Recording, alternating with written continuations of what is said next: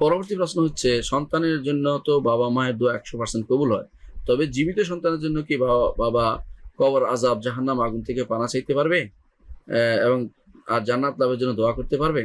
আলহামদুলিল্লাহ, আপনি ভালো কথা বলেছেন যে অনেক সময় আমরা মনে করে থাকি মরার পরেও বুঝি দোয়াগুলি শুরু হয় না। এটা ঠিক না। দুনিয়া থাকতেই দোয়া করবেন, কোনো সমস্যা নেই। দুনিয়া থাকতে নিজের জন্য দোয়া করবেন, নিজের পিতামাতার জন্য দোয়া করবেন। পিতামাতাও তেমনি ভাবে সন্তানের জন্য দোয়া করবেন, যেন আল্লাহ তাআলা তাদের যেন কবর আযাব থেকে মাফ করে সন্তানকে, এবং জাহান্নাম থেকে, আগুন থেকে আল্লাহ যেন আমার সন্তানকে মাফ করে, আমার সন্তানকে আল্লাহ যেন জান্নাত দেয়। এগুলো দোয়া করতে পারবেন। আপনি দেখেন ইব্রাহিম আলাইহিস সালাতু ওয়াস সালাম, তিনি দোয়া করেছেন। কি দোয়া করেছেন? যে আল্লাহ যেন তাদেরকে ইমাম বানায়, দোয়া করেছেন। এবং আল্লাহ যেন তাদেরকে জাহান্নাম থেকে, শিরিক থেকে মুক্ত করে, সেটার কথা বলেছেন। অর্থাৎ শিরিকে যেন না লিপ্ত না হয়, সেটা বলেছেন। এবং রব্বা ইন্নাহুন্না আদল্লানা কাসীরাম মিনান নাস ফামান তাবিআনি ফাইন্নাহু মিন্নী ওয়া মান আসানি ফাইন্নী গফুরুর রাহিম।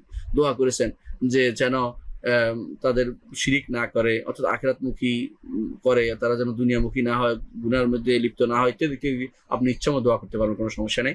সন্তানের জন্য দোয়া করতে পারবেন, সন্তান যেন কবর আযাব থেকে মুক্ত হয়, জীবিত থাকা অবস্থাতেই, যে কবরে যেন আযাব যেন তাদের না হয়, জাহান্নামের আযাব যেন তাদের না হয়, তাদের যেন জান্নাতে তারা যেন যেতে পারে, সে তারা আল্লাহ যেন সে তৌফিক দান করে। এই দোয়া আপনি করতে পারবেন, কোনো সমস্যা নেই। ঠিক আপনার সন্তানও আপনার জীবিত অবস্থায় দোয়া করতে পারবেন, মরার পরে দোয়া করতে পারবেন। আপনিও সন্তানের জন্য জীবিত অবস্থা এবং মৃত্যুর পরে উভয় অবস্থাতেই একই দোয়া করতে পারবেন, কোনো সমস্যা নেই।